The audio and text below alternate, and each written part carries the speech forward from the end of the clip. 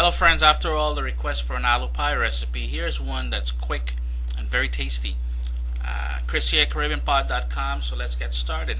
We're going to start off with about 4 medium potatoes. We're going to peel those, half them, and put them to boil in enough water until you can they're fully cooked through and you can run a fork through it without any resistance.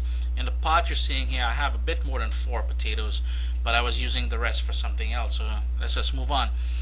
For the dough, we're going to use 1 3/4 cups of flour, just all-purpose flour, a pinch of salt, and a pinch of instant yeast. It gives the dough a nice fluffy texture, as well as we're going to use about 1 3/4 cups of water.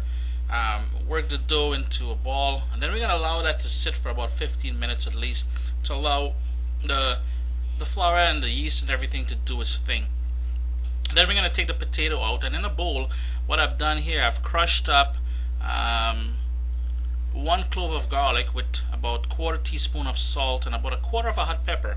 Crushed it all up. Then I added the cooked potatoes to it, and I made it into a mash. And finally, I added the jeera, which is I used about 1/4 teaspoon of jeera. Then I made it into 4 smaller balls. We're going to be making 4 of these deep fried aloo pies. On a flour dusted surface, I pretty much open up the dough, each one of those little balls, roll them with my rolling pin till I get maybe a 6 to an 8 inch diameter dough. And then what I do on half of it,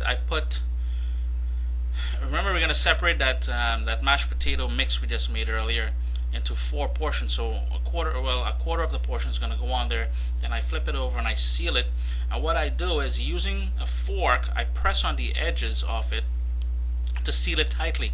Then I flip it back over and I do the other side as well, just to ensure that during the frying process it doesn't open up on us.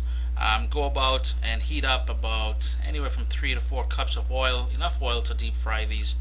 And once that oil is nice and hot, you want to toss be careful, put in the pie and the dough that we just made there, with the potato filling, and immediately, as soon as you can, flip it over. It's gonna the reason why we flip it so fast is because if you don't, it will puff up on you and give you an irregular shape.